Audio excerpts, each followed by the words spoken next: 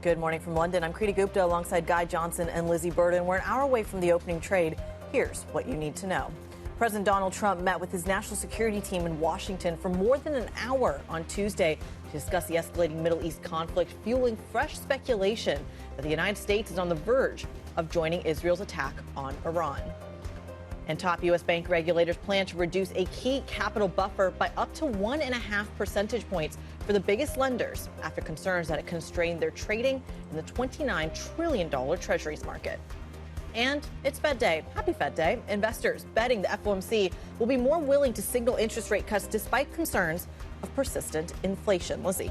Yeah, good morning, Kriti. Happy Fed Day to you as well. It's also day 6 of the Iran-Israel conflict, and you're seeing it playing out in the markets. The fear that the US is going to get directly involved, weighing on European futures this morning. It already weighed on Wall Street yesterday, so S&P futures pointing to a bit of a recovery this morning. It sent oil to a near 5-month high, but Brent currently steady around $76 a barrel, and you've got the pound trading at $1.34 as we just have breaking across the terminal the latest UK inflation data. A miss here at the headline level. CPI year-on-year in May rising to 3.4%. It's a beat, in fact. The expectation was 3.3%. It was 3.5% in the previous month. The countdown to the opening trade starts right now.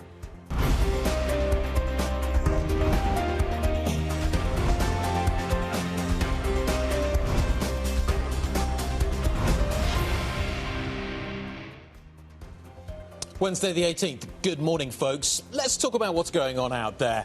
Yes, it's Fed Day. Yes, we're all going to get excited about a complete non-event, which is going to happen later on, but we'll talk about that in just a moment. The real story this morning is whether or not the US is going to get involved in the conflict that we see raging between Iran and Israel. That is the story that I think everybody will be focusing on this morning and is likely to dominate the market agenda. We do not know, Kriti, where the more bellicose statements yesterday from President Trump are going to take us. But the speculation overnight has been that the US is about to get involved. The papers this morning are full of articles about very large bombs that can be used against the nuclear program in Iran. And vice versa. Iran also potentially bracing, this is coming reporting from the New York Times, bracing for in that scenario where Iran could attack in terms of military bases in Iraq and in surrounding areas as well. This is crucial because, of course, you mentioned that a lot of this is happening in terms of the attack on Iran. But you should always also talk about the fact that the Jerusalem embassy, for example, is getting closed down from Wednesday to Friday. So we are seeing a lot of bracing, not just in Iran and around those regions, but within Israel itself in expectations of retaliation. And what does that tell you about what the US is planning? We've got an amazing article on the terminal talking about the bunker buster bomb that the US owns, which is really the deciding factor. If the US decides to use it, this is what could deliver that knockout blow to Tehran's nuclear ambitions. So that's the real decision that's in Donald Trump's inbox right now. Well, and the key piece of this as well is here's what we you said we don't know. Here's what is potentially off the table. Energy infrastructure hasn't been targeted just yet. So that move that you've seen, substantially a 13-14% move that we saw upon these strikes on Friday, sustained there, but kind of pairing. It's kind of range-bound at the moment on the expectation that it might, but we haven't gotten there yet. And the other piece of this is that it feels like the veto on an actual regime change is still formulating when it comes to the White House. We don't know. Again, we don't know. But the tone has shifted in the last 15, 16, 17 hours, it feels like. It has become much more bellicose out of the United States. The bunker-busting bombs that you talk about, dropped from B-2 Spirit bombers, are probably one of the few options out there to deal a decisive blow to the Iranian nuclear program. And I think it's that decision now that needs to be taken as to whether or not this is something that has the ability to finish that program off. Exactly. John Authors even wrote about the kind of apathy in markets in the first couple of days around this tension, because, of course, with the possibility of the Strait of Hormuz being blocked, there's so many logistical and political challenges about that. There was kind of a lack of concern, perhaps, after day one in the market. And as you say, oil kind of range-bound. But it's that possibility that the US gets directly involved that is injecting the fear again today. It's just an issue of ordnance. The Israelis don't have this necessary ordnance. I think there are only 20 of these bombs that exist in the US arsenal. Therefore, the only capability that exists to maybe deal that decisive blow is the United States. So it's a question of how far does the United States want to go now in terms of dealing that decisive blow to the Iranian program. And Trump's language around that appears to have changed. But why? And the question is, what does the US know in terms of intelligence about what Iran is planning? As you say, is it planning to target those US bases in the Middle East, for example? But is that a debate, or is it that would be in response to the US getting involved? It's how much damage can be done, how much damage can the Israelis do to the program? They've started down this road. How much damage can now be done without the US involvement? And it feels like we're getting to that point now of that decision needing to be made. When it comes to these markets, though, you can still very much see, as you point out at the top, caution is absolutely echoing throughout. A little bit of range-bound moves when it comes to the oil price. But this has inflationary impacts, because as long as the oil price stays high, there's a question here of how it translates into the bond market and thinking at the Fed. OK, so let's move on to Agenda 2. It's Agenda 2. It's not Agenda 1, it's Agenda 2. It's Fed Day has been bumped to Agenda 2, which is interesting in itself. There's a really interesting piece from Timurus in the Journal this morning talking about the idea that we should ignore the dot plot. The market should totally ignore the dot plot. Powell has said in the past that it is a guess. And it feels like he is in, and the Fed is in guess territory right now. The market, of course, will interpret the dot plots and the summary of economic projections, and will spend... You will read, your inbox will be full, deluged with notes on how we should interpret it. But the line coming out of the Fed is basically, don't interpret it. We don't know. It is a guess at this point. For our global audience, we should mention that Nick Timurus is the reporter at the Wall Street Journal who covers the Federal Reserve. Has a little in. Yes, known as the Fed whisperer and known as scooping the Federal Reserve for quite a bit. But it's interesting because are we paying attention to the oil price here? Is this, if I was Jay Powell and I was channeling his initial move of being data dependent, he would say, in his classic fashion, potentially, not to put words in his mouth, is that we need more data points. We need to see how sustained it is. But that's what the markets are pricing in. That's what inflation expectations are pricing in, that oil is going to be at this level for longer. Because even though if you're not seeing a block of the Strait of Hormuz, you're still seeing ships rerouting, not just for oil, LNG as well, and staying on hold. So you are likely to see an inflationary impact, surely. But as you say, Guy, don't look at the dot plot, don't look at the forecast, don't listen to the commentary either, because Powell's going to try and keep him... He's going to try and downplay it. Exactly. I don't know whether... I was talking to Val about this a little bit earlier, whether the statement is hawkish and he's dovish. I don't know what the mix is going to be, but the tone seems to be just ignore the dot plot. They're waiting to see what happens with the labour market. They're waiting to see what happens with tariffs and the energy story on the inflation front. They don't know yet what the picture is. But there's a couple of other factors I just want to kind of throw into the orbit around this story, one of which is we potentially are getting quite close to Jay Powell's successor being named. And this is really interesting because the market's beginning to price that possibility in. Is this the last press conference where Jay Powell has an influence? He's surely going to be asked about all of this. Including his meeting with Trump in May. But surely what's being priced into the market for when Powell leaves is not enough. Because, yes, you will have a dovish tilt, but surely if you've got a Trump puppet leading the Fed, you're going to see a breakdown of credibility at the Fed and more than like a market dislocation. But is this the last one? Is this the last press conference that he's got control of the narrative? Say between now and the next press conference, Trump names a successor, and we start listening to the successor rather than listening to Powell. Names Duck Powell, basically. Well, names a successor or names someone who's been thought of as the successor, which is potentially Scott Bessent. We should talk about him focusing on, as well, issuance. And that's where I think some of the regulation comes to the forefront. Michelle Bowman, the hawk of the Federal Reserve, who's now the vice chair of supervision, talking about pulling back on these leverage ratios to make it easier to absorb treasuries. Will the banks buy more? So this is about there isn't an obvious buyer anymore for treasuries. So you change the supplemental leverage ratio, which allows the banks to buy more. The question is, will they? And that's the bit. You can change the regs. Do the banks want to take that risk, given what's happening out there? Let's talk about CPI. You talked about inflation just a moment ago. UK CPI, a little hotter. I want to delve into the details and see what's happening there. But the headline number... It's a little all over the place, but it does look as if we've still got a fairly sticky inflation picture in the UK. Yeah, so if you look at the core level, so it was 3.8%, it's come in at 3.5% in line with expectations. The services level, which is really what the Bank of England pays attention to, came down from 5.4% to 4.7%, so actually lower than the expectation. So what was the core number? Core goods? Core 3.5% in line.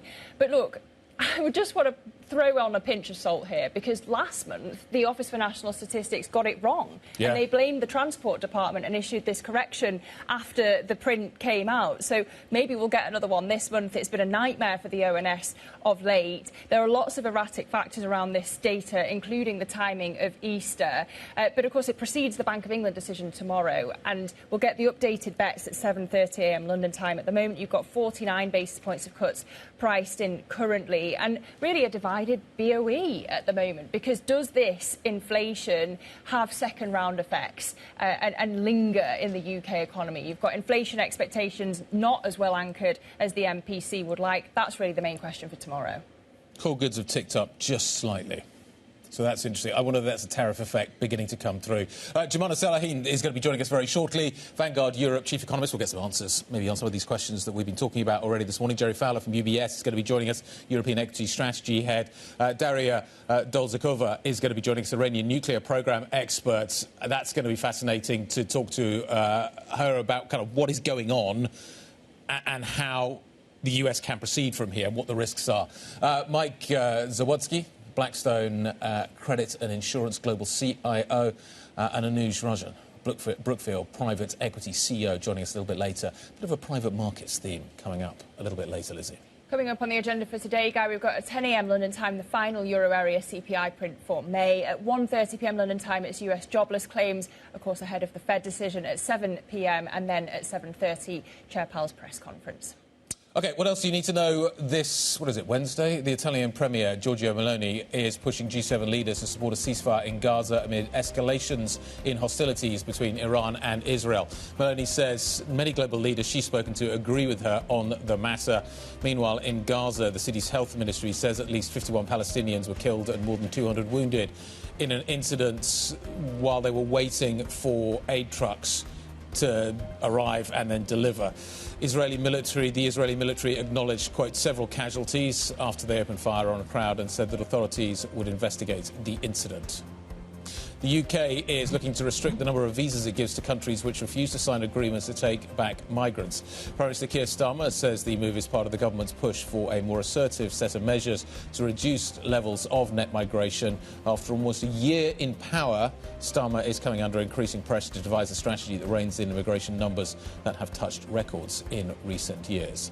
And the US Senate has passed stablecoin legislation setting up regulatory rules for cryptocurrencies pegged to the dollar.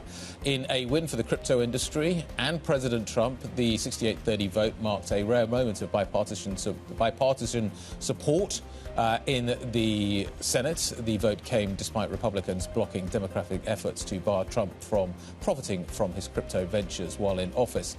A Trump-affiliated stablecoin already has $2 billion in its market value.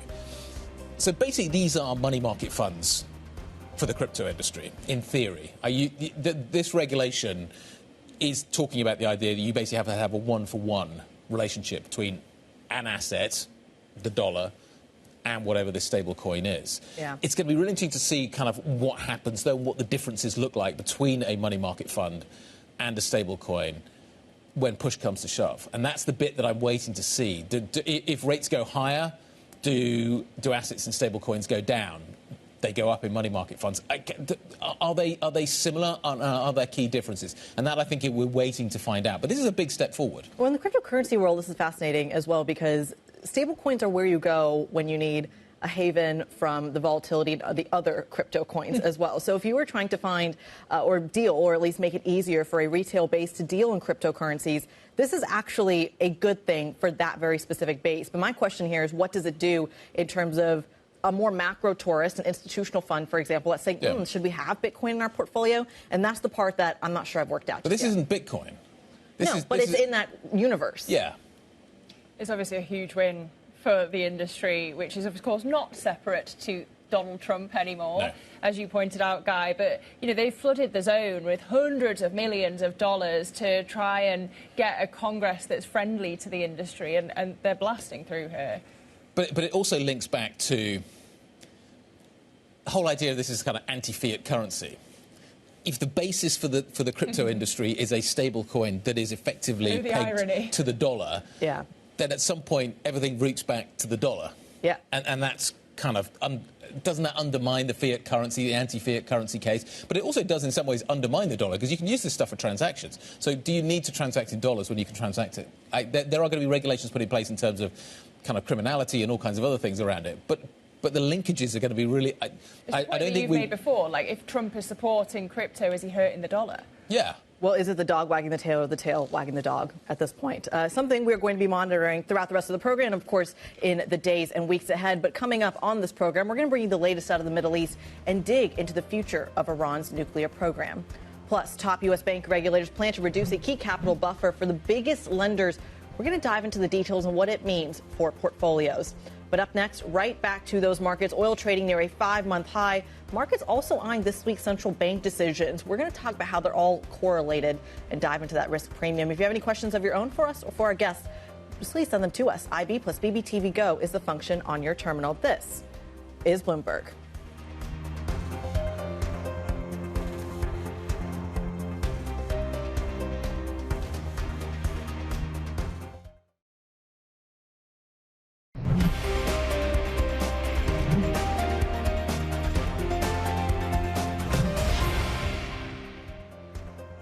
Wednesday morning, good morning. 40 minutes to go until the market opens for equities. In terms of what we're seeing in crude this morning, Brent crude currently trading at 75.98. Let's call that 76. How do you price in an oil shock? I don't think we're there. Like 76 isn't that big a jump, but it could become a big jump if we see potential US involvement in the conflict between Israel and Iran. How do I think about that? How do I model that? Well, let's ask an economist that question. Joanna Salahin is the chief economist and head of investment strategy group for Europe at Vanguard Asset Management. Good morning. Morning.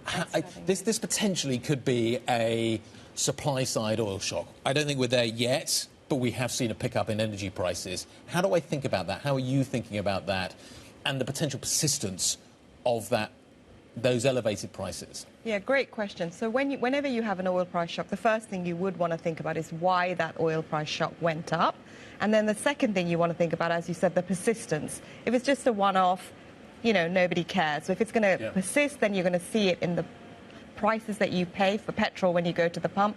And actually, we know that's quite quick. So it hits inflation quickly, and it's too early for a policymaker to respond. So how do you think about it? Think about the persistence, think about the level. You said 76. It's kind of within the margins of the OPEC target oil price, so probably not really news at the moment. Yeah, but we have the potential to get there. So if you're a policymaker, what do? Do you just sit... There's lots of potential inflation coming through the system. This is potentially one of them, potentially one another. Another is the tariff story. Is this just another reason for policymakers to go, we don't know yet, let's wait and see what happens? So as a policymaker, you have certain rules of thumb. You would think, a 10% rise in oil prices, that would normally feed through to inflation quite quickly. It gives you about 0.1 on the CPI. And that's just due to the direct effects. But of course, oil, we know that energy prices like gas and oil move closely together. So there could be broader spillover. So as a policymaker, you'd be thinking about that broader narrative. Is it just the direct effect, or will it spill over? Yeah. And we use oil for so many things and energy for so many things in manufacturing.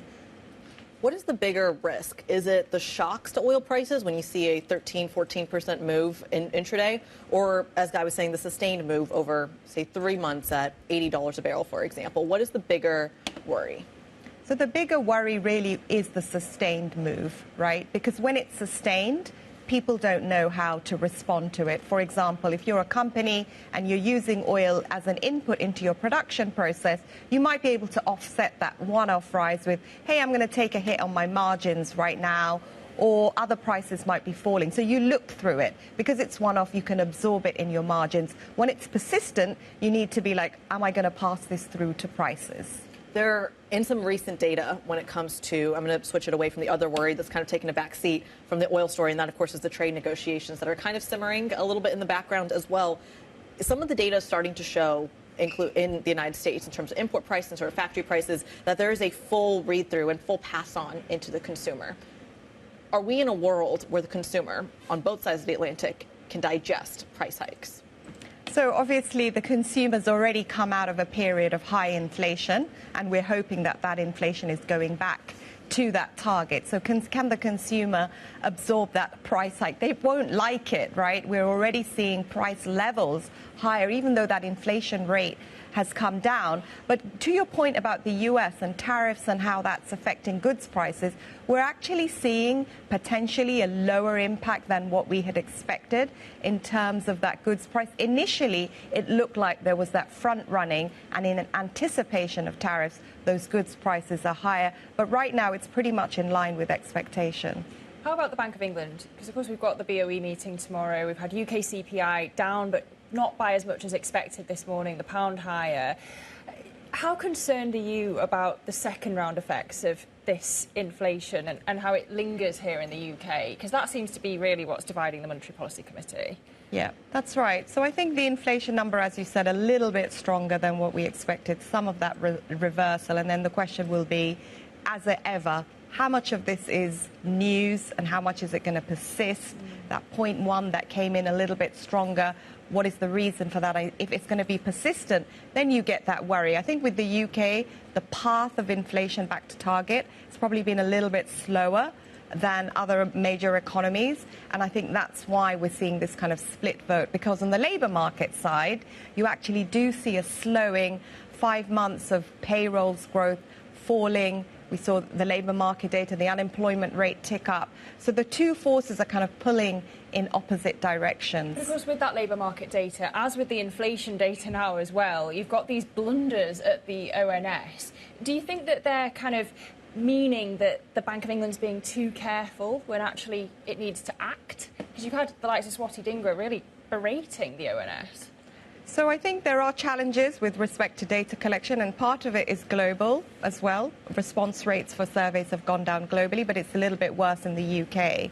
So I think in terms of like those challenges, there's always going to be challenges of reading the signal from the noise. But we are expecting a pause this month on interest rates, with 2 more cuts coming for the rest of the year.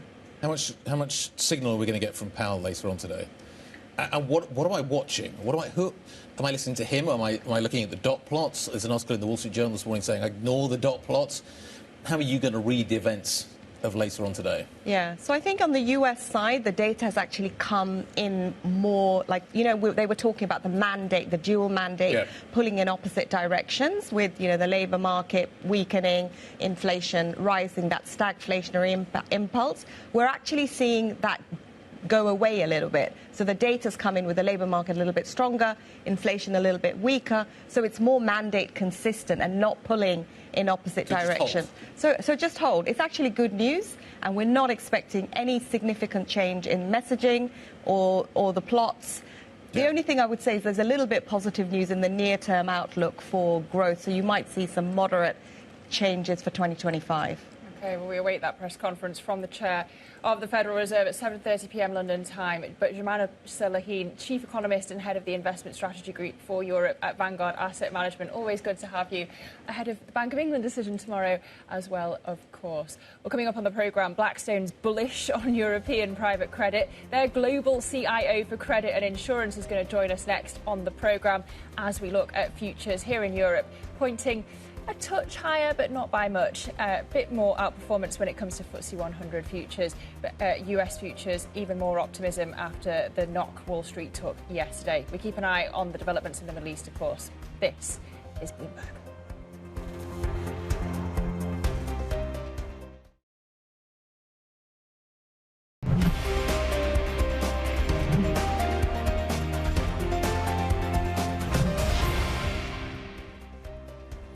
30 minutes from the equity market open this morning, this Wednesday. Let's take a look at what the futures picture is telling us right now. There's a lot of big questions that the market doesn't have answers to right now, as a result of which I think a lot of people this morning may be sitting on their hands. And certainly that is what the futures picture is indicated. We obviously saw a reasonably turbulent session in the United States yesterday, but we don't know what's going to happen in Iran. The more bellicose language coming out of the President of the United States just asks lots of questions about what the next 24 hours are going to deliver.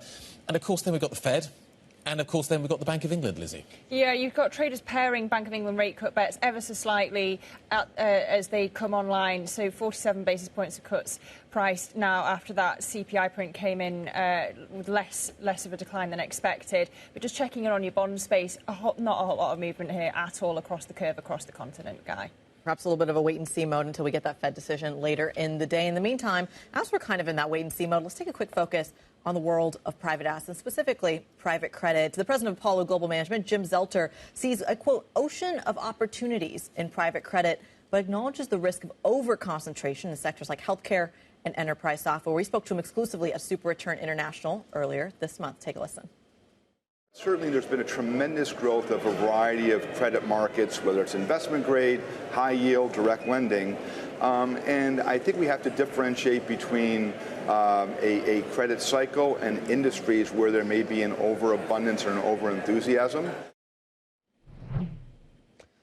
Overenthusiasm, overabundance, some key words in a fairly positive environment for private credit. That's the president of Apollo Global Management, Jim Zelter, speaking again to us earlier this month at Super Return. Let's get a little bit more on that. Michael Zawadzki joins us this morning, global CIO at Blackston Credit and Insurance, on a quick trip to this side of the pond. Welcome. Thank you so much for being here. Walk us through those oceans and oceans of opportunities that Jim Zelter is talking about, because you have plenty of people on the other side of the coin saying, actually, this is where the cracks may be. Well, it's great to be here. Thank you so much for having me. Maybe I'd make a couple of points on those comments. The first thing we see is this massive opportunity set. As Jim mentioned, in private credit today, the market is around $2 trillion in size. We see an addressable market of over $30 trillion in private credit. And so there's a long runway as we expand that market in what was traditionally focused on sponsor-backed direct lending to financing the real economy, infrastructure, asset-backed finance, and we think we are very early in that journey. So that creates a tremendous amount of opportunities. I would say what we're seeing on the ground in terms of fundamentals is actually pretty good resilience. Our portfolio companies continue to show strong growth. If we look across Blackstone's over 2,000 non-investment grade credits, our default rate is less than 50 basis points. I think what's important here is scale really matters, and having a global reach and footprint to access all of these markets really matters, because you never know exactly where that opportunity set may show up, and you want to be able to capitalize on it like we're seeing today in Europe, actually. Well, it's fascinating that you bring up that keyword scale in Europe, because it's no secret that the private equity players and the private credit players of the United States have kind of swooped in to fill in that sovereign financing gap. How much of that, though, is bolstered by these fiscal promises from European leaders at the end of the day? Look, last week, Blackstone celebrated its 25th anniversary on the ground here. And we spoke about deploying over $500 billion of capital in Europe over the next decade. It's been a great market for us over a long period of time. And so we don't view this necessarily as a distinct moment in time. What we see is a great investing backdrop here in Europe, like we've seen over a long time frame. Your corporate and consumer balance sheets are in good shape. Yes, you see an improved fiscal and monetary backdrop with some tailwinds in areas like defense and infrastructure spending. In credit specifically, because there's less capital here in Europe, we see excess spreads, we see lower leverage levels. That's why we have been active. Actually, 2024 was our most active year ever in Europe in private credit. We've built our team to over 150 people across 5 offices in the region. And as we look forward, that opportunity set I mentioned in infrastructure and asset-backed credit, it's in its absolute nascency here in Europe. We have over $100 billion of assets in that market in the U.S. We're just getting started here. And so when we look across the next decade, we see 40% or $200 billion of investment opportunity in credit alone for Blackstone in Europe. So you're in the nascency of that, and you're really leaning into it. But do you feel like European institutions are getting more comfortable with the private credit risk? Well, I think the access to capital for borrowers as this market scales in areas like digital infra, and we heard Jensen Huang from NVIDIA say 10x compute in Europe over the next 2 years. And so I think there are huge capital needs in the market, just like we've seen in the U.S., to drive growth, to drive innovation, to drive energy and power investments. And you need private capital to meet those needs. What about the retail investors, though? Because they're piling into private credit as well. But, of course, they expect liquidity, right? So how worried are you that that could trigger a crunch if there's a downturn? Yeah. Yeah, I don't worry about that all that much, because I think if you step back and actually look at the facts of what we're doing in private credit, inherently, it's not a very risky undertaking, right? We're doing mostly senior secured lending, first in line for repayment, 40% loan to value in large, high quality businesses, or we're doing investment grade lending, both of which are lower risk activities. The vehicles that we deliver those in, they are largely unlevered or very modestly levered at 1x. The capital matches on a liability and asset base to address those liquidity risks. And so when you actually look at the facts on the ground, and the Fed has actually looked at this over recent years, we actually feel like every dollar that goes into the private credit system actually de-risks the market and offering individual investors the opportunity to access the excess returns, lower volatility that our institutional clients have enjoyed in private credit. That's a good thing. Europeans love to regulate, though. So if the bigger it gets and the further it goes down into the retail space, should we just expect more regulation? I wouldn't say that, because I think what we should expect is it's logical when you see growth in a market to see these questions be asked. But we've had those questions asked for several years, and I think as you get the scale is getting bigger. That's right, but I think as the education is provided, as you look at the facts on the ground, I think people will come to see that it's a real positive for the system. Yes, I agree. It could be a positive for the system. But there is a duration mismatch, as he points out. Generally, when banks have a duration mismatch, and we learned this in the 1930s, 29, is that you want to regulate that. You want to kind of create some buffers within the system. Is that what maybe private credit is going to have to deal with? No, I don't think I would necessarily agree with that, Guy. Most of the way our clients access private credit are in long-dated, closed-end funds where there is a strong asset liability match.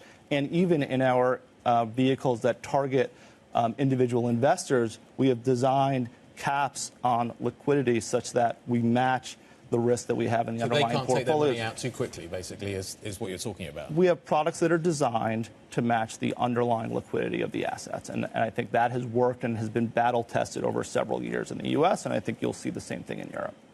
There's also, though, you're talking about the liquidity, that kind of safety in terms of being long duration, but there is a growing need and growing desire and growing product match in terms of being actually able to trade private credit in the interim, in the short term, whether it's via ETFs, whether it's via, endowments or pensions or whatever that may look like.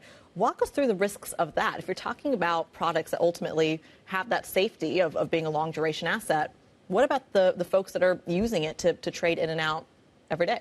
Yeah, I would tell you what we see in the private credit market is a lot of chatter about trading, but for the most part, we haven't seen a lot of trading. I think most of our borrowers go to private credit because they want a partner that they can see through in the long term, who's going to hold on to that loan and be there to support the credit over time. And I would say our investors look to us to originate private credit because that delivers them excess spread, excess return versus the liquid markets. And so we haven't, while there's been a lot of chatter around trading in private credit, we haven't seen that scale in a significant way. You might see it as episodically, but I don't think that'll be a huge trend. Do we see retail taking out more of that trading base and more of the exposure to private credit? Here's what I would say. I think when we look over a long period of time, retail has been significantly underinvested in privates, especially when you compare that to our institutional clients. And privates have delivered a lot of excess return for our institutional client base. And so I think it's a great thing for individual investors to have access to that. And we're delivering products that can do that in a safe way that delivers that excess return and lower volatility that our institutional clients have enjoyed for 40 years. More interest in Europe? So I'm curious about this. You talk about this being in the early infancy of this story.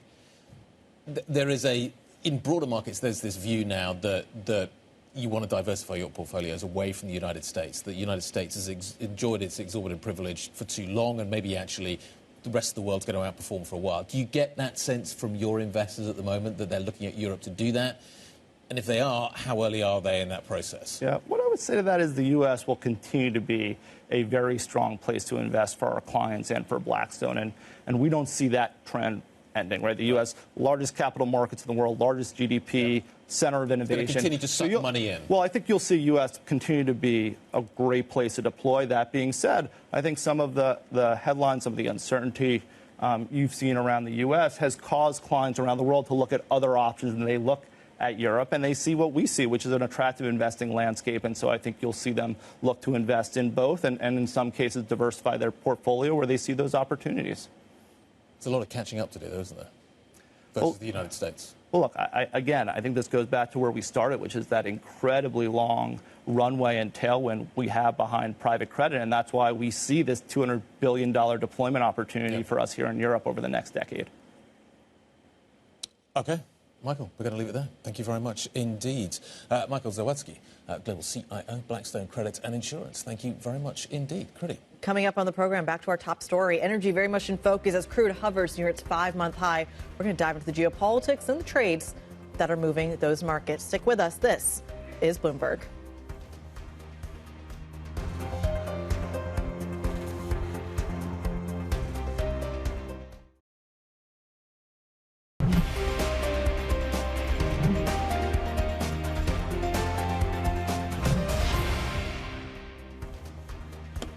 Welcome back to the programme. We are just over 15 minutes away from the opening trade. It is day 6 of the Iran-Israel conflict, so of course we keep an eye on the oil price. We have Brent currently weaker, 0.4%. WTI crude down about the same, still about $76 a barrel on Brent, but this is a near 5-month high. In the terms of the stocks picture, we have futures pointing ever so slightly higher for European futures, as well for Wall Street futures too. But let's get some analysis of what's happening in this oil market, because analysts keep telling us that these oil moves are nothing to write home about really in the scheme of things. But what happens if things go further in terms of US involvement in the Iran-Israel conflict? Let's speak to Bloomberg's Energy and Commodities Senior Executive Editor, Will Kennedy. Will, what are traders going to be focused on over the coming days? It seems like analysts are dismissing the possibility of the Strait of Hormuz being blocked, but things are in a different... The market's in a different landscape today, perhaps, because of the possibility of Washington getting involved. I think that's right. We've still...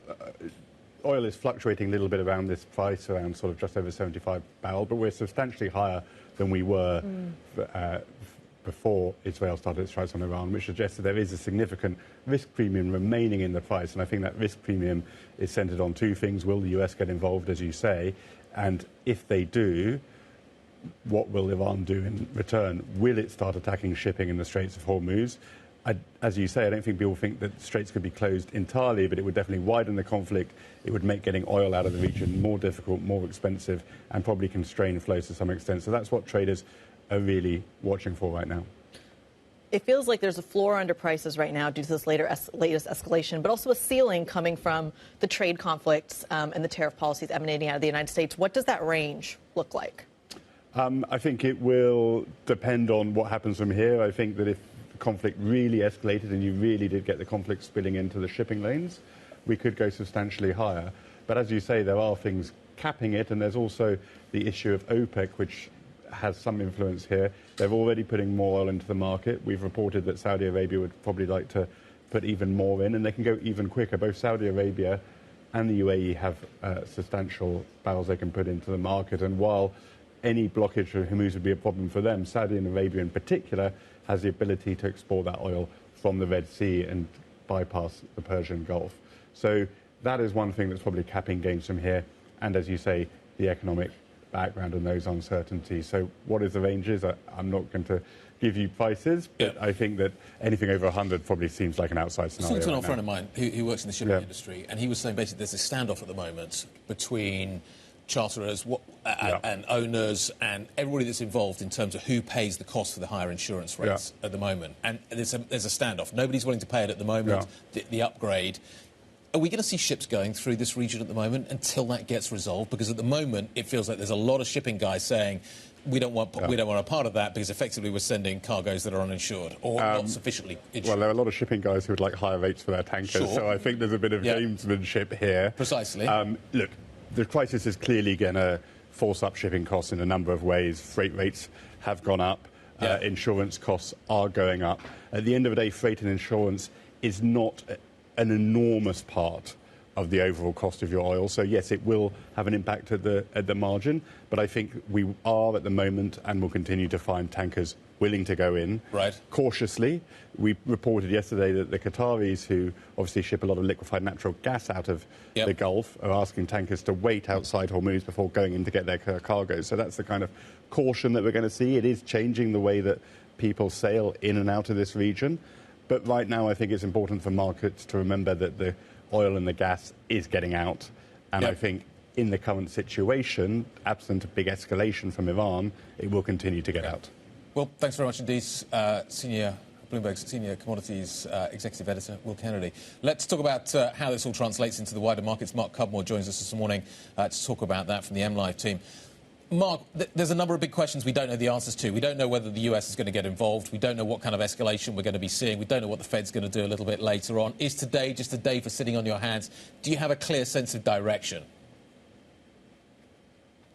I think we're just waiting to the Fed in the short term. And I think this Fed meeting is really interesting in the short term and for day traders. I think there will be quite a bit of short-term volatility around that, even though by next week we'll completely have forgotten about it and ignoring it. It has no long-term consequences because of the uncertainty, not just around the Middle East, but also the uncertainty around trade policy and what happens on the fiscal package. So anything the Fed says today only has a short shelf life, but it'll have a big impact in the short term. How is that likely to play out? I'm hearing a lot of people talk about the fact that the risk-reward is to play for a dovish surprise, given the soft CPI prints recently and some of the slight weakness we're seeing at the margin of the jobs market in terms of initial claims. And then that's because what's priced in the market is that you only lose a little bit if they're hawkish, whereas you can gain a lot more if they are dovish. Even though I get the risk-reward argument, I think the Fed, if anything, will surprise hawkishly today. I think that there's a chance they only have one rate cut priced in the dot plots. But the fact is, you know what, the labour market, because of what's happening on the immigration side in the US, will stay tight. Even if there's a reduction in jobs being added or even jobs lost in the coming months, it's still going to be tightness in the labour market. On the flip side, while inflation has been soft, we haven't seen the full pass-through yet from tariffs. And therefore, Powell will point to that inflationary impact. And of course, we've got the oil spike as well. So I'm expecting the base case is that there any surprise today, it'll be that they'll be hawkish. But I admit that there's not much to be gained in that trade. Therefore, the risk reward's not great. But Mark, where do you focus for the signalling out of the Fed today? Because, of course, Chair Powell's not going to want to give much away. The Wall Street Journal kind of dismissing the dot plot. What do you focus on? I think the dot plot in the short term is relevant. I understand dismissing it because the longer term issues, as I said, will be out of date soon. But today it will definitely make an impact what the dot plot says. And of course, in the press conference, he's going to be asked some kind of questions. If there's two priced, does that mean that it's going to go as soon as July, or does that mean that there's going to be 50 basis points in September? And I think either way that answer is interesting. If he explicitly says, yeah, July is absolutely in the cards, it'll be interesting. If he explicitly dismisses that, it'll be interesting. If he says, if he opens the path to 50 basis points or kind of tries to rule that out, it'll be interesting. So I think that the presser will be very, very interesting. And yes, I accept the dot plot is going to be pointless by next Monday, but it'll not be pointless in the short-term session today. Mark, I'm putting you on the spot. The other top story we're following this morning is a potential decrease in capital requirements when it comes to Treasury holdings and what the risk ratios look like there. Is that a tradable piece of legislation?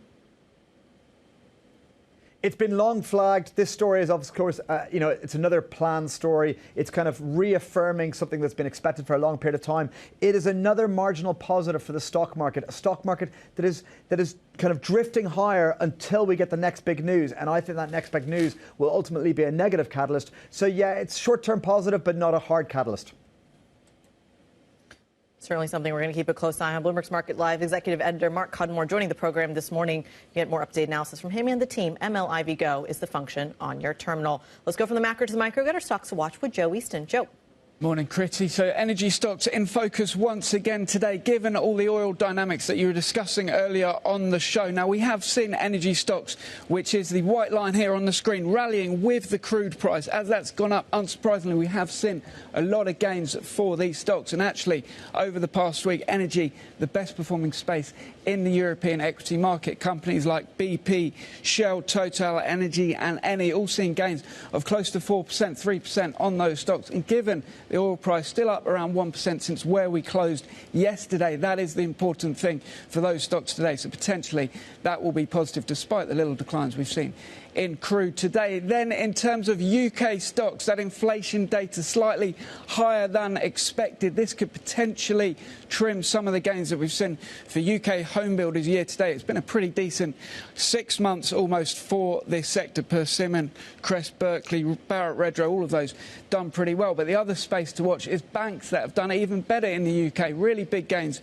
for these stocks year to date, given the rates impact. And there's a lot of talk about potentially M&A now coming coming through with these big banks using the extra cash they've got from the higher rates to take over some of the little players, maybe Metro Bank, TSB, the ones that have been in the headlines recently. Potentially, we are going to see an impact on that from the inflation numbers. Keep an eye on UK stocks in general today. Then, speaking of banks, a bit of a downgrade for UBS, underweight over at Morgan Stanley. This is all coming because of the recent update from the Swiss government on capital following the Credit Suisse takeover. Now, analysts over at Morgan Stanley say that they are actually below the street in terms of the buybacks for UBS. So essentially, UBS is going to be returning less cash to shareholders because of those capital rules. So they're going underweight, meaning a recommendation to sell that stock. And therefore, we are seeing UBS called lower this morning. Keep an eye on that one in banking today. All right, Joe Easton, our equities reporter, we thank you. With those stocks to watch as we head towards the open. More broadly, as we look at the futures picture, not much happening. The Euro Stoxx 50 futures pretty flat at the moment, but FTSE 100 futures up 0.2%. Of course, as Joe mentioned, we had that inflation data out of the UK earlier. The pound's up 0.3% at $1.34. But really, we're in wait-and-see mode, right, before the Fed decision and as we wait for more developments when it comes to the Middle East. What's amazing is just how range-bound equity markets have been of late. We're basically kind of almost on the average for the S&P for the month right now. Considering the news flow, I find that absolutely amazing. Anyway, we're going to get the open in just a moment. Lovely day in London. This is Bloomberg.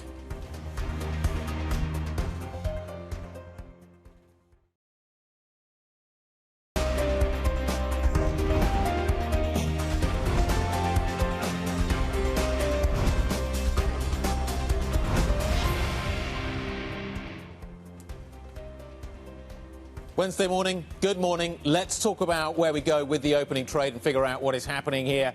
We've got a session yesterday which was actually quite interesting. I'm telling you, Lizzy's got nothing. She's got absolutely nothing this morning. Futures are going nowhere. But in terms of yesterday's chart, this is what it looks like. A decent sell-off coming through into the end of the day. US down, let's call it circa 1%. Europe's got a little bit of catching up to do, but not a great deal. So many questions that we don't have answers to. What's the Fed going to do? What's the press conference going to reveal? Are we focusing on the dot plots? What's happening with the Iran-Israel story?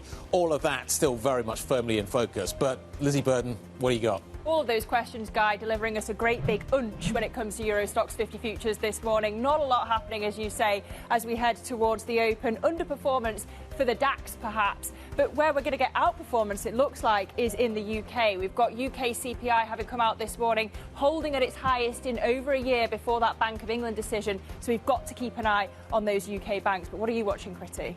I mean, I would disagree with Guy. I think there's a pretty decent gap to be had between the FTSE 100 and the DAX. 0.4% move, I think, is decent. But you mentioned the outperformance in the UK. A lot of it is going to be driven by the energy stocks and the home builder sector, very much in focus. But I have to say, I think my personal obsession this morning is what UBS stock does. And this has everything to do with capital requirements, not in the United States, but actually in Switzerland. We know this is something that's been moving the UBS stock quite a bit, but it looks like they are now cut to underweight over at Morgan Stanley, again, on those potential capital requirements, whether or not the Swiss bank, Swiss National Bank, and UBS by extension, can actually remain competitive. That's likely to move that stock this morning, Guy.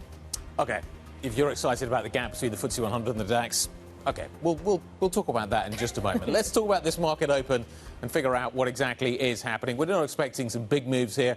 We are expecting some moderate moves, but maybe the FTSE does deliver a little bit of outperformance versus the DAX. Anyway, the FTSE 100 is up a staggering 0.2% right now. We're expecting maybe a little bit more. We're expecting maybe 0.2%, but we're struggling to deliver that at the moment. In fact, we turn slightly negative. The Stock 600 is out and is down by 0.1%. The FTSE regains its footing and is up by, I'm waiting to round up. Let's call it up by 0.1%. The IBEX is up by 0.2%. We await the DAX. So we can't talk about the spread yet between what is happening in the FTSE 100 and the DAX, Lizzy. I wait for that exciting moment when it arrives. What we can talk about, Guy, are the UK banks. So you've got HSBC up 0.6%, about the same for NatWest. Lloyds up 0.6% as well. Of course, we've got the stronger pound off the back of the inflation data coming in disappointingly sticky for the UK. But break it down by sector across the whole of Europe, and you've got about half in positive territory. Insurance at the top of the basket, healthcare at the bottom, Kriti, autos is not far behind. Not at all. And I think it's really interesting because you are continuing to see a push into the energy sector. And I think that is at least one consistent theme that we've been seeing over the last 4 days. In fact, to the point that the defensive trade in this market, at least for the last 4 days, in the last 4 trading sessions, has ultimately been oil. And that's really just a reflection of the macroeconomics that you are seeing. But to me, the healthcare story is also very interesting. You point out that it's the laggard this morning. I'm looking at AstraZeneca, GSK in terms of the UK benchmarks, but also like some Novo Nordisk as well. That hasn't let up at all in the last 4 trading sessions. So you are seeing repetition in terms of what this trade is. But again, you mentioned the UK banks. I will mention UBS down almost 2% this morning is your biggest volume mover to the downside. And that, again, comes back to the very juicy topic of capital requirements, this time in Switzerland, Guy. I'm going to talk about Airbus. I feel like I'm missing the Airbus story from the Dubai, from the Paris Air Show. We'll move on to the Dubai Air Show. It is the biggest points gainer this morning in Europe on the stock 600, up by 1.3%. Airbus has been briefing. It is talking about the fact that it is targeting a higher dividend payment and affirming its 2025 guidance, which is interesting because Thomas Hoffer, the CFO, was the other day saying actually there's uncertainty out there at the moment, so maybe actually we don't lean on buybacks in the same way to conserve cash. But they're now talking about maybe targeting higher dividend payments, which I think is interesting, that maybe that is the way that they are going to go, and confirming 2025 guidance. There are so many imponderables in this sector right now. Huge amounts of demand, very much a supply-challenged industry at the moment. Don't know what's happening with tariffs, ongoing issues surrounding the supply chain story, ongoing issues from the airlines around kind of what they're doing in terms of airspace and things like that going on with the Middle East. So there's a lot of uncertainty in this sector. So it's interesting that Guillaume Faury is out targeting that higher dividend and affirming his 2025 guidance. Uncertainty, of course, the cloud hanging over all of this. Let's bring in Jerry Fowler, Head of European Equity and Global Derivatives Strategy over at UBS for more analysis. Jerry, it's been a bit of a risk-off mood. You know, the stock 600 pretty steady, flat at the moment, and the rest of Europe trying to claw something back. But yesterday, certainly negative stateside. How long do you expect this cautious mood to continue as we wait for, you know, clarity over particularly what happens in the Middle East? Yeah, I mean, the Middle East would probably not even be the most important thing for European equities in the next month. We've obviously got the tariff deadline coming in July 8. We've got the earnings season for the second quarter that will start in the middle of July as well, and that's going to be our first indication of what's happening with tariffs. So there's quite a lot going on over summer, and actually the stock 600 trading at nearly a 15 times forward PE is roughly where we think it should be at the end of the year. And with discount rates pretty elevated, both risk premia and also risk-free rates, that's a reasonably rich valuation at the moment, especially when earnings are just being downgraded, you know, left, right and centre. So unless we see this earnings recovery or discount rates coming down, Europe's in a bit of a holding pattern with divergences. Yeah, you've got a lot of people saying, you know, put the Middle East aside, it was a time for a pullback on risk anyway. You know, you've got so much uncertainty there. Was the market set for that pullback regardless? Yeah, after a very strong rally, I think we were poised for not necessarily a pullback, but a little bit of a holding pattern. Because at least when we look at our tactical indicators for the US market, and obviously markets are obviously very correlated globally, we're seeing that there are still drivers of further upside, which includes that credit spreads or an element of risk premia were high and were continuing to come down, but weren't as compressed as they were prior to Liberation Day. In addition to that, mutual fund and hedge fund positioning is still fairly light, and actually, therefore, there is still buying. Plus, I think there's just a big momentum trade where everyone saving into their pensions is always putting more money into the same thing they bought last month. So that contributes just naturally some more flow into the market. So there are still some upside drivers, but certainly some of these risks just, you know, it's a busy summer of risks, not just in Europe. In the US, you've got the budget, you've got the ex-date, you've got tariff deadlines that are important there as well. So there's just a lot going on that I think into summer is keeping people cautious, unwilling to sort of chase this rally, but equally, very few people really looking to sell at this point either. I want to lean into your second title, which is Head of Global Derivative Strategy. Where do you feel like the hedges are most concentrated? What outcome are people bracing for the most?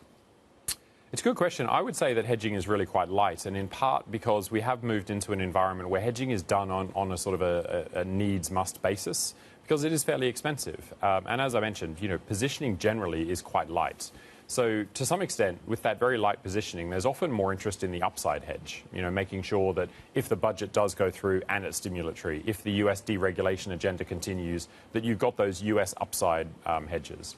In Europe, it's the same, although it becomes a lot more nuanced because there are very clear headwinds to the earnings growth, from tariffs and from currency, and maybe even for rising yields on certain sectors. So, things like pharma, luxury, household and personal products, food, beverage, tobacco, really struggling to maintain momentum, not necessarily going down, but they're not leading the market the way that defensives might in a risk-off environment. So again, it's positioning for some of that upside through banking sector or auto sector or industrial sector call options. So I'd actually say that very few people are really looking for downside hedges at this point.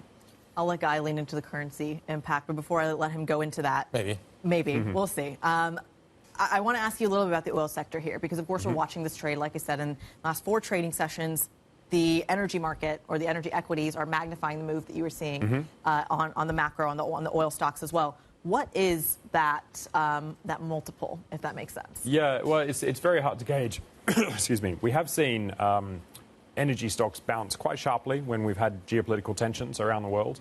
But that also tends to fade quite quickly because, by and large, there is quite a lot of oil out there that can be supplied. OPEC has been constraining it.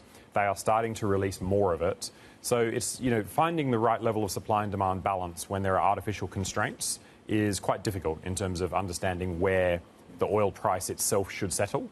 But nonetheless, we've had a prolonged period of earnings downgrades for these energy companies, in part because of the low energy price. So at this stage, we still have energy as an underweight sector in Europe, because we're expecting that this bounce might be short-lived as previous ones have been, and that the negative earnings revisions are still enough to overpower what is a reasonably high free cash flow sector, particularly at current oil prices. Do we need known knowns before we can start acting on what the information that we have? How high is the bar for a piece of information to become actionable at this point? Yeah. So with the level of uncertainty we've had in the first 6 months of this year, analysts and economists really aren't moving their numbers until it's a fact that something is happening. So you saw that with Liberation Day. Everyone knew there were going to be tariffs against Europe. Yeah. But analysts weren't downgrading their earnings estimates because they didn't want to guess what those tariffs would be. So then you get the announcement, and they're a particularly high level of tariffs. Then you get a broad swathe of downgrades. It's the same sort of thing with US GDP. There was a lot of evidence US GDP should slow or would slow with tariffs. Yep. You didn't really get those GDP downgrades until you got the announcement. So it's very, very difficult to forecast things. I mean, even if we just look at our GDP forecasts and put them in the context of all the different scenarios about how the current tariff setup would play through, we've got a range of sort of +5% to -3% impact on US GDP because we just don't know how it plays through. So given that, the market is normally a forward discounting mechanism. Should be, yeah. Yeah, but is it acting? Is the market pricing in now, or is the market pricing in 3 weeks from now, 6 weeks from now, 6 months from now? Because it normally prices, the equity market in particular normally prices forward. Yes, correct. And I would say that ordinarily the market might try to price 3 to 6 months forward in a less volatile environment. It feels a little bit now that might be less than a month. And even then, the distribution of outcomes on a shorter horizon is just much wider. Yeah. So if you widen that, you've got sometimes more volatility. So we have seen volatility spikes that can be very large when you actually have the news flow. But probably what's important is just that volatility itself can whip about. Sometimes it can be very low, and then other times it can be very high, and it can swing back and forth. And that means that it's rather difficult to time things like, do you want to be overweight cyclicals or defensives? Yeah. Because that trade relies a lot on understanding the regime of volatility. What about less tangible stuff, less precise stuff? Like, you've talked about underpricing the momentum behind Ursula von der Leyen at the European Commission, and actually that there should be more upside seen from what she's doing in terms of competitiveness. What are people not seeing that you are? Yeah, so even in Europe, there's quite a lot of scepticism that the Draghi report will make any meaningful change anytime soon. And outside of Europe, there's almost no awareness that the European Commission in von der Leyen's second term is quite different to the European Commission in her first term. There's a lot of very high-level people with specific tasks to implement elements of the Draghi plan. So we're doing work on that at the moment. We've got an expert call for our investors today, which I think is going to be very interesting. I've done the pre-call with him already. There is a lot of work under the surface to make Europe more competitive. It's almost like Europe's third era after creating the European Union, creating the euro, and now Europe becoming internationally competitive rather than focusing on domestic internal competition. But is it that people don't get it, or is it they don't believe it? A little bit of both. A little bit of both. I would say there's very low awareness. I mean, everybody knows the names of many people in the US cabinet. Almost no one knows the names of anyone in the European Commission. Well, there are many. Yeah. So there is an element of lack of awareness. But then also there is just this element of, gosh, there are so many different layers in the European political system. You've got the national governments, you've got the European Commission. You know, will they actually get these things done? But for the first time, there is a really clear structure of Draghi report task forces within the European Commission and national governments that hopefully make this happen over time. How do you trade that, though? It's going to be hard to trade because it's relatively difficult to see specific concrete actions apart from the defence plan and the clean energy, you know, the big things. But the competition policy, I think, is going to be a really important one. We should see more mergers being approved. We should see more state aid being approved. And that'll be relatively important for some of these key themes like clean energy. And from that, we should see sales growth and margin expansion for a variety of companies. Probably the first place we'll see it, particularly because interest rates are coming down, is loan growth. If the banks are growing their loans, we should see, you know, reasonably strong evidence that Europe is improving. I just come back from the Paris Air Show. My biggest takeaway, one of my biggest takeaways was the French are on a different page to the Germans. And the French are on a different page to the Brits. And this the next generation fighter aircraft that we're going to be talking about. But rather than the specifics, it's just the French still see the need for a national competence in this space, in defence. We are going to build our own fighter, potentially, rather than building a European fighter. The US builds maybe 2 or 3 fighters, but they build a lot of them, and it's very focused. We don't seem to be getting away from this yet. So, yes, I hear what you're saying about the Draghi report, and I hear what you're saying about core competencies, but this national, supranational tension is still going to be massive within Europe, and it feels like it's a real struggle to get over that, certainly in the defence space. I think that's right, although there is definitely now a European imperative to try and improve that. And really, Airbus is an example of how that can work, because Airbus does actually produce its parts all across Europe and bring them together. But that's civil, and that's easy. That's not... Yeah. Yes, there's an industrial base that comes with that, which has a defensive element to it. But core competencies in defence feel like they are different to core competencies in civil. Building an Airbus of defence feels like a much different, more difficult job than building it on the civil side. Yeah. Perhaps in that case, it'll be a matter of the European, community deciding who builds what and sharing it. So maybe it's the French build the fighters, and it'll be very interesting to see how it plays your out. optimism. There are, and this comes back to the European Commission. There is now a European Commissioner focused on defence integration with counterparts in every national government. So it's a reasonably difficult conversation, I'm sure, but Europe is ready to have that in a way that it hasn't been for a long time. OK. We'll see what happens. Jerry, great to see you. I look forward to You're not holding your breath later. Jerry Fowler, Head of European Equity and Global Derivatives Strategy, joining us from UBS. The Core 6 looks like this morning. Let's take a look at what the story is for some of the most important stocks in Europe. The defences are off a little bit. You've got Pharma actually down. You heard what Trump had to say on that space. LVMH, Ferrari, ASML catching a little bit of a bid. But the market's still struggling, I think, from a sort of sector point of view, from a rotation point of view, again, to find something concrete to work with. Let's see what else we're watching. Joe Easton has the details.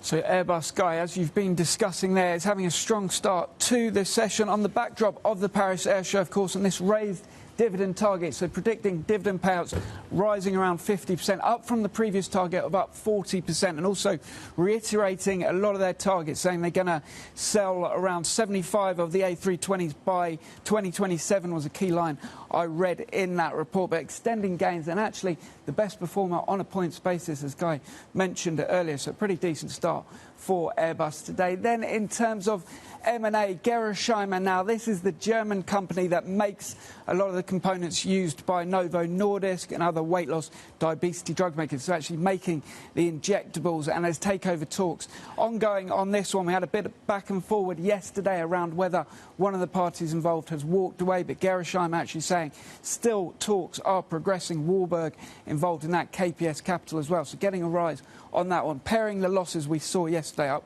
almost 4% on that one. Then in the UK, AO World. Now, this is interesting because they were talking about people not upgrading their mobile phones as much as they had expected. So mobile phone sales not actually doing as well as expected, but the stock actually holding up. It's the AO.com operators, so maybe everyone upgrading their dishwashers and washing machines, that kind of thing, but not selling as many mobile phones. But the stock holding up, and as we got down to the bottom, they're actually beating expectations on the profit line. Then Ocado, they've got a new fulfillment centre out in Catalonia.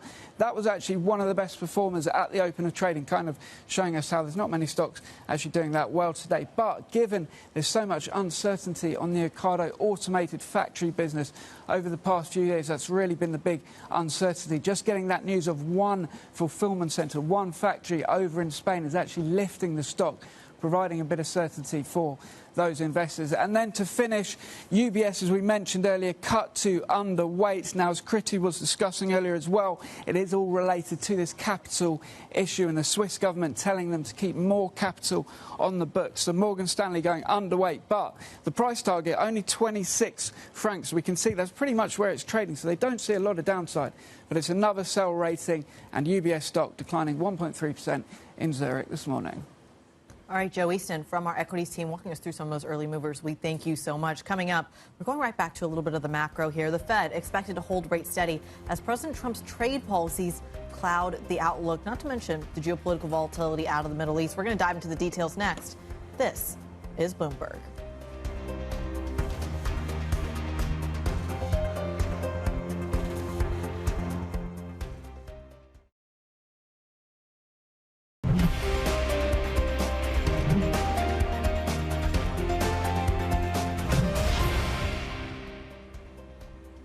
Welcome back to the opening trade. About 20 minutes into today's session, marginal moves on the upside and downside. Boost your outperformers, the FTSE 100, higher by about 0.2%, and the energy complex really helping that index, but again, by a very, very small margin. In the meantime, all focus, of course, on the Federal Reserve, perhaps how they're going to be reacting to the geopolitical tensions in the Middle East, not to mention the trade negotiations of the last month or two. Fed officials widely expected to leave interest rates unchanged for a fourth straight meeting later today. Meanwhile, President Trump's trade policies, as I mentioned, also adding uncertainty. So how do you think about it? Bloomberg's Valerie Teitel is here with all the answers. Val, what is Jay Powell thinking? That's a very good question, Kriti. I wish I knew. I would make a lot of money trading these markets if I did. But essentially, in today's decision, it's going to be a lot of nuance. It's going to be the details in the economic projections. We do get their their inflation and economic growth projections. We also get the updated dot plot. So it's parsing those two things together, because what we're really trying to figure out here is who on the Federal Reserve Board thinks that this tariff-induced inflation is transitory and still believes the Fed can continue this cutting cycle, versus who believes that this tariff-induced inflation could cause persistent inflation and maybe take this cutting cycle to an end. So it's going to be kind of the nuance in the dot plot. I, for one, am going to be looking out for how many FOMC members are penciling in no cuts throughout the remainder of this year, and if that number keeps growing. OK, the other thing that's on the Fed's mind is on the 25th of June, they're going to meet to discuss SLR and this plan of US bank regulators to cut the key capital buffer, because essentially they think that it's holding back Treasuries trading. Interesting that stocks reacted more to this news than bonds. Well, look, I think the reason why we haven't necessarily seen a big reaction in the Treasury market from this source Bloomberg article about this bank capital reform is it didn't necessarily go into any color about certain carve-outs for the Treasury market. We were hoping to maybe see the Treasury market carved out completely from SLR and allow banks to not have to treat Treasuries essentially as a risky asset and hold capital against that. It seems like from what we're hearing from sources that they may ask for public comment when it comes to regulation for the Treasury market. So maybe they've not made a final decision yet, but even that maybe is a bit underwhelming for the Treasury market that really wanted to see some positive reform. Because again, we keep asking these questions. The more the government spends, the more you need an incremental buyer of Treasuries, and perhaps U.S. banks could be that incremental buyer if we get. This will certainly help the government in terms of its issues. My question is, but given that backdrop, yeah, if I'm a bank, I can own more treasuries. Do I want to own more treasuries? Well, it's not necessarily about wanting to own, because this is about facilitating liquidity when it comes to a trading desk. So when the market is all one direction, like it was in April, you had huge amounts of selling of treasuries. Someone has to absorb that flow on the other side. And the fact is that the banks were less willing to absorb that selling flow because they were worried about their balance sheet and they were worried about the risk. But aren't they carrying more risk? given the nature of Treasury market has changed. Yeah, that's definitely true. The nature of how Treasuries have been reacting it has been different, right? Normally, when the U.S. economy slows down, we see Treasuries rallying. We've not necessarily seen that this year. Instead, we've seen the opposite. We've seen Treasury long-term yields rise. So, yeah, there is definitely a lot of funky things in the Treasury market that have been going on in the last year and a half, but facilitating liquidity for trading desks is maybe something that's a different factor. Okay. Let's bring in another element to all of these conversations that we're having. The U.S. Senate has passed a Trump-backed stablecoin bill in a win for the crypto industry. Charlie Wells is here with the latest. Why is this a win for the crypto industry? So in a weird way, the crypto bros kind of wanted to be regulated, like just enough. Yeah. And this is very much kind of Trump-backed. This is the sort of thing that they wanted. And basically, it helps to bring crypto, at least stable coins, mainstream. Because basically what it is saying is that these stable coins, if they promise that their stable coins are going to be backed by, say, $1, they've got to have that $1 either in cash or in treasuries. So this is the main takeaway from that, but also it kind of subjects stablecoin issuers to some of the issues that banks have had to deal with, right? So complying with anti-money laundering rules, with sanctions, but basically bringing these into the mainstream.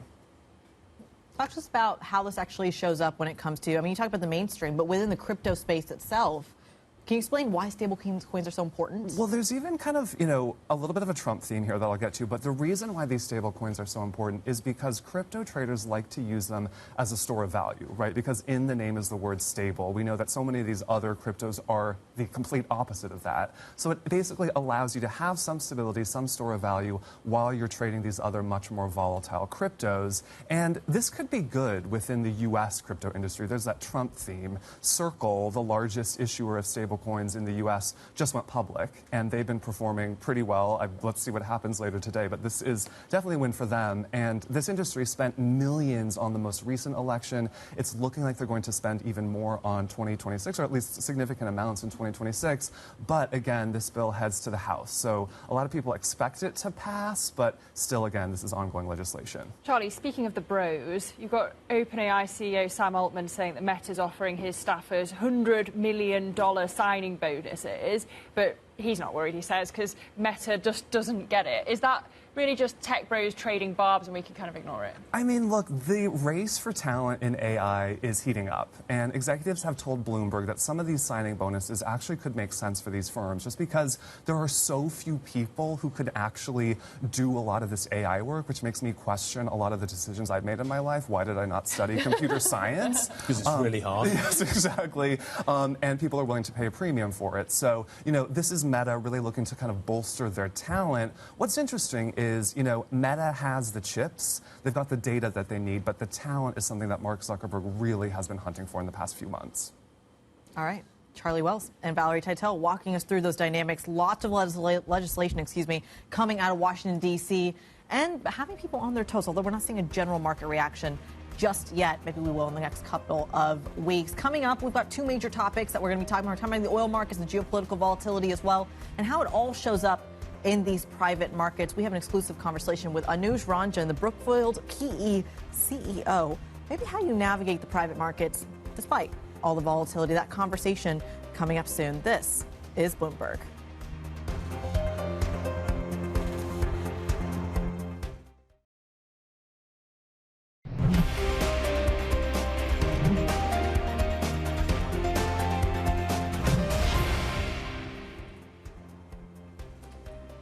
Welcome back. You're watching the opening trade. We are 30 minutes into the session. Absolutely no movement on equities. We're waiting for the Fed, waiting to see what the US does on the Israel-Iran conflict. So we're waiting for all of that.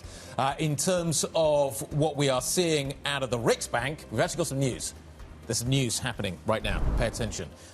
We've got a 25 basis point cut coming through from the Riksbank. The Swedish economy is beginning to slow a little bit, and there's all kinds of factors that you need to sort of roll into that. As we know, what's happening on the tariff front, generally kind of what is happening with the global GDP picture. But the Riksbank has decided that this, at this point, merits maybe picking up the pace a little bit. So a 25 basis point cut coming through. You can see the reaction in euro stocky this morning. A stronger euro coming through in reaction to this. Sees GDP growth 2026 at 2.4. That is pretty much unchanged. It has, though, dropped the 2025 GDP expectation. Did see 1.9 back in March, now sees 1.2. So we have seen a little bit of a drawdown in terms of the growth expectations coming through from the Riksbank. So they have decided to act, a central bank that is acting, delivering a rate cut. Exciting. And maybe leading the pack. I mean, look, we have the Bank of England tomorrow. We have the Swiss National Bank tomorrow as well. They're all dealing with the same. Well, the Fed I'm putting on pause because they'll be on pause. Sure. As will the BOE, but maybe the tone. The tone, right. And this idea that their growth is slowing down, the very elements that Guy was just talking about. And perhaps we do see that dovishness, especially because part of the Swedish economy is kind of Achilles heel at the moment. That so much of the manufacturing weakness is driven by trade policy uncertainty. And I think that might be a theme that we see certainly in the Fed, but also in the BOE tomorrow. Yeah, the Riksbank saying as well that they see some probability of another cut this year. So we keep an eye on that, as you say, Kriti. Maybe the weather vane for the rest. But in the central banking space, of course. Well, you could argue the ECB is the weather. The ECB has been the one that has the Riksbank as well, but the ECB has cut quite aggressively already and is coming to the end of a cycle.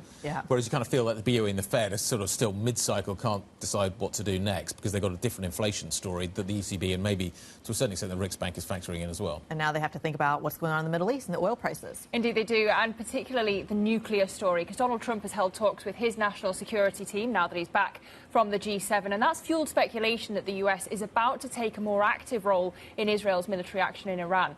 Bloomberg understands that yesterday's meeting in Washington lasted more than an hour, and it was followed by a call with the Israeli Prime Minister Benjamin Netanyahu. Now, earlier, the US president had posted on Truth Social calling for Iran's unconditional surrender and that America's patience was wearing thin. Let's bring in Bloomberg's Jomana Basechi out of Dubai with more here. Jomana, just at the moment, what are Donald Trump's options?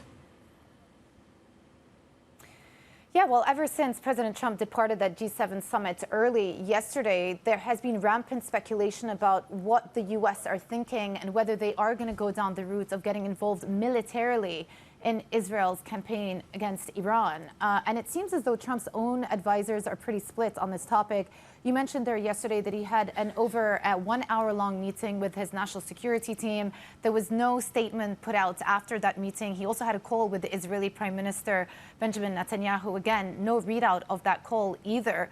But as of now, he's got essentially three options. One is do nothing, which is in reference to a comment that he made on Sunday saying that the two sides may need to, quote, fight it out for a little bit longer.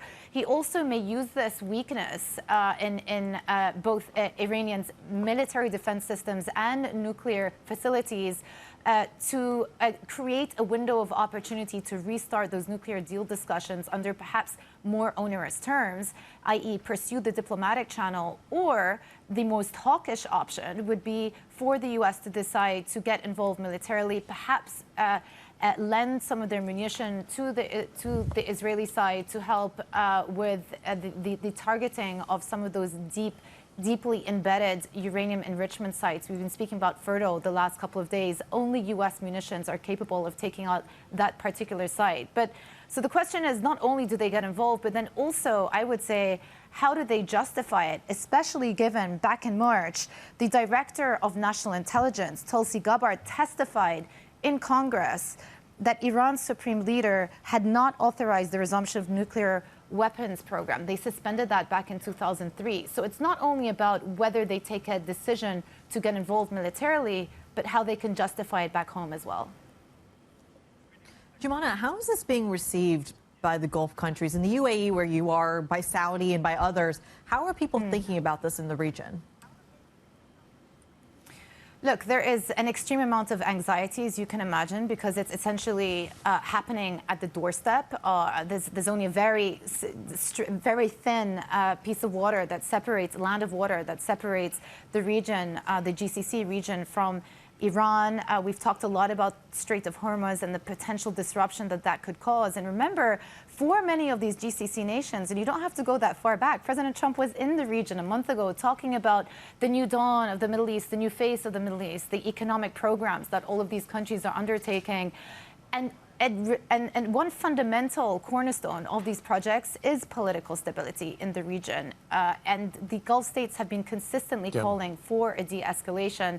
It's also one of the reasons why back in 2023, you may recall, Saudi Arabia actually did mediate, did restore diplomatic relations with Iran in anticipation of a potential conflict rising again because of all of the actions and the words that Israel have been putting out in the last couple of years. And so there is a lot of tension in the region, but generally they've been, one, condemning the strikes that have been taking place, and two, looking for a diplomatic channel. But is there a perception, Jemana, maybe a growing perception, that regime change is possible? We heard the President of the United States talking about the idea that he knew where the Supreme Leader was, that he was potentially a target. Is there a sense that regime change could be possible? It's something that's been talked about for so long, but has been very hard to achieve. Is that now part of the narrative within the Gulf for people? And how would that be welcomed? Would that be seen as destabilizing the region or providing more stability were we to see that regime change? Yeah, I mean, you also need to remember that Iran is the most populous country, but Egypt aside, obviously, but 90 million people live in Iran. And the question of change of regime forcibly is one that creates a lot of uncertainty. You don't have to go that far. President Macron yesterday speaking about it on the sidelines of G7, saying that this could bring about chaos. You don't have to go that far back in history. Think about what happened in Iraq after the 2003 military intervention. Think about what happened to the Arab states after the Arab Spring of 2011, the chaos that ensued in Libya. Even today in Libya, there are warring factions, warring tribals. There's no clear government that is perhaps representative of some of the liberal democracy that the West would like to see instituted into these countries. It's not easy to bring about regime change. And I think the perception from the region is if it is going to be done, it has to come from the people. There's no credible opposition right now in Iran because there hasn't been allowed for a credible opposition to thrive. So these are big questions, and I think are very fundamental questions to the future of what actually is at stake for the U.S. if they decide to get involved militarily right now. Jemana, thank you very much indeed for the update. Jemana Basetchi joining us from Dubai as we await news on that front. The IDF has indicated, the Israeli Defense Force, that it has attacked a Iranian uranium centrifuge production site. It has done so this morning. What is the current state of the Iranian program? Daria Dolzikova, Senior Research Fellow of Proliferation and Nuclear Policy at RUSI, the Royal United Services Institute, joining us around the table. Good morning. Morning. What do we know? We know a lot, but at the same time not very much because a lot of it's not entirely confirmed. So we're having to piece things together. So what we know in terms of what they've attacked is the Israelis have attacked a number of facilities across Iran, nuclear facilities. We know they've targeted the Natanz enrichment complex. So that's where the uranium is actually enriched, which is what you need to do to essentially get it up to the level that it needs to be for weapons production. We also know that, by the sounds of it, they've targeted, as you said, a centrifuge production facility this morning. So that's the equipment that Iran would be using to actually engage in the uranium enrichment. There's a few other sites around the country that they've targeted. But again, we're sort of still piecing things together. How debilitating are these attacks, and are they debilitating enough for Israel to feel that it's done enough damage? What is enough damage? What takes the nuclear weapons program offline to a sufficient degree that Israel's going to be satisfied? Well, that's the big question. How much is going to be enough for Israel? Because the program, as I said, is very dispersed. A number of the facilities are very hardened as well. And it's a very advanced program. Oftentimes you hear comparisons with the Israeli attacks on the Iraqi reactor in Ozark in 1981 or the Al-Kibar reactor in Syria in 2007 as successful counterproliferation strikes. This is a completely different universe. The program is very, very advanced. So to roll it back militarily, not only would you have to target numerous facilities, like I said, some of them quite hardened, but also you'd have to eliminate the expertise in the country. So I think at this point we're talking about gradations of damage rather than a full elimination. What does that mean in terms of the precedent that it sets for other nuclear programs around the world? Yeah, that's a good question. And I think there's a few things that other countries will potentially be looking at. Certainly, this will, I'm sure, be a disincentive for countries that might be looking to put forward advanced nuclear programs without the degree of cooperation with the International Atomic Energy Agency and the degree of transparency that the agency and the whole international community has been demanding to make sure that the program's peaceful. I think the other thing to keep an eye out for is what Iran decides to do with the Non-Proliferation Treaty. So that's the treaty that's underlying the global non-proliferation regime. It's still a part of that treaty, but there is some debate in Iran on whether or not to pull out of that treaty. And the question then becomes, how do other actors in the region or globally start to think about, okay, is Iran now a threat to us, and do we need to start thinking about our own nuclear programs? I think that's a way off, but probably something to consider. There's something else people are talking about in terms of the proliferation treaty is simply that if we go to some sort of era where elements of the initial JCPOA come back onto the table, and that was something that the Europeans had a much bigger hand in then than they do obviously now, is that a viable possibility? The JCPOA it was concluded in 2015. I think we're so far beyond that now. Both the Americans they pulled out of the treaty, so the Iranians didn't get the economic benefits that they were expecting. But also the Iranians have violated the provisions that they were bound to such a degree. I mean, we're talking about enrichment levels well above what was in the treaty, the agreement. The agreement capped enrichment at 3.57. We're at 60% now. The amount of stocks of uranium that have been enriched and stockpiled, the types of centrifuges that are being used, I think we're well beyond the JCPOA. There's bits and pieces that we could potentially use as a future framework.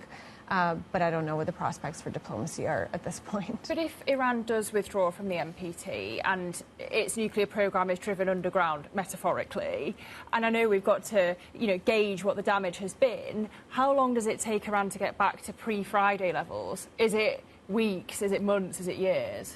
That's really hard to assess, partially because we don't actually know what the extent of the damage is. We know which facilities have been hit. We have confirmed elimination of certain facilities, so the above-ground enrichment plant at Natanz, but the underground facility at Natanz, for instance, we don't know the extent of the damage there.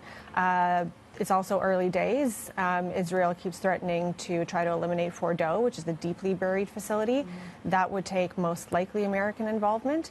But again, that could roll the program back further. So it's a bit hard to assess at the moment how much damage has actually been done. And what are the risks for, say, the UK, given it's got forces across the Gulf, but it has almost no missile defence in the region?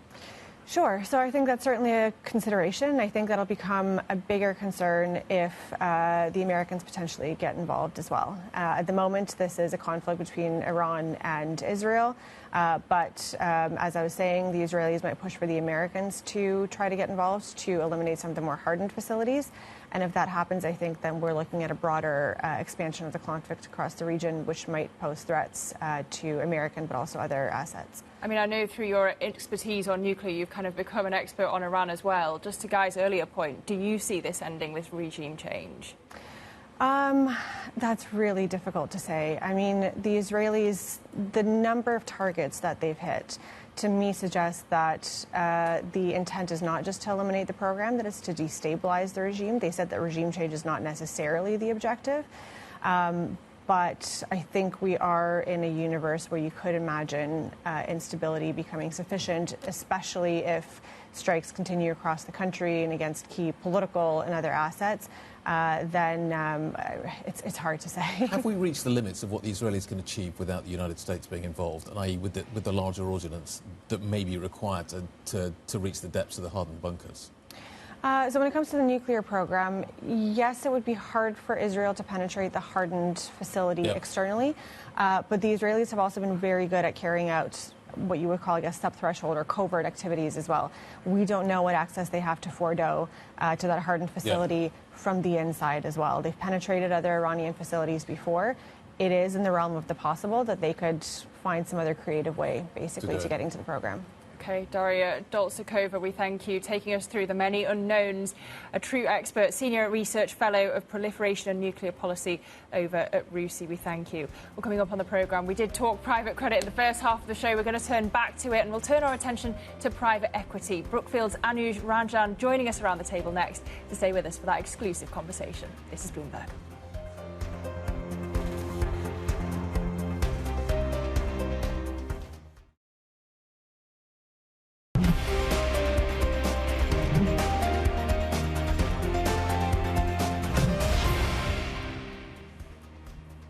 So this morning's news flow is a lot about balancing the volatility coming out of the Middle East, still thinking about trade negotiations out of the United States, and also a little bit of asset allocation. You look at these public markets, they're not moving a ton today, which I think is a great moment to take advantage of and evaluate the private markets. We have the perfect guest to do that. Anuj, Ranjan, CEO of Brookfield's private equity group, joins us right around studio. Thank you so much for joining us this morning. We're talking a lot about the volatility. We're trying to kind of piece together what security risks in the Middle East mean, what trade negotiations mean. And in that front, we've seen kind of a freeze in capital markets, or at least a pause there. We've seen a little bit of a pause in public markets as well. Is that showing up in the private markets? Well, I think, first of all, thank you for having me back. And I think the word you used was perfect, moment. Moments like this are those that separate investors from observers. This is the time, we believe, to not be on the sidelines. This is the time to actually deploy capital. History and experience has often showed us that if you invest in times like the one that we're in right now, the next decade of returns are often reflected. And so for us in particular, and I'd say for the market in general, what we're seeing is real opportunities coming out of some of this uncertainty. Opportunities where? What side of the Atlantic? We're seeing it across the world. The nice thing about us is that we're quite global. We have a big presence in the United States, where we've been from our foundation and our entire history. The U.S. remains one of the most attractive markets to invest in the world, we think. It's a real industrial powerhouse, and there's real opportunities. But here in Europe, we're seeing some exciting new opportunities emerge as well. We're investing across, I'd say, traditional industrial businesses that form the backbone of the economy, those that provide essential products and services that are less cyclical in times of volatility, can kind of make it through any cycle and generate a ton of cash flow. If I put money into a fund now, in 7 years' time, am I going to get that money back? It's the key question that everybody keeps asking about private equities. Just exits. Where are the exits? How do I manage the flow within the industry? Yeah, we can take more money in. Does the money come back out again? It's a great question. And I'd say when you think about private capital, private equity more broadly, it's hard to paint it all with one brush. As an example, we've returned $10 billion over the last 18 months. Exits are there. A good chunk of the private equity market was in businesses that were predicated on growth, low interest rates, and higher exit multiples in order to make their returns. Those are the businesses where I'd say owners are probably sitting on the sidelines and not exiting because they're not getting the valuation that they would like.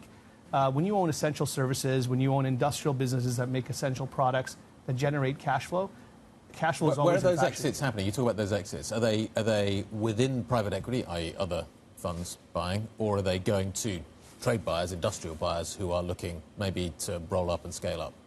Yeah, we've seen that the strategic bid is back. Strategics, industrial corporates are buying businesses that they think are an essential part of their portfolio that generate a lot of cash, that are very financeable. That's a key point. The credit markets need to be able to finance these businesses in order for them to be transactionable.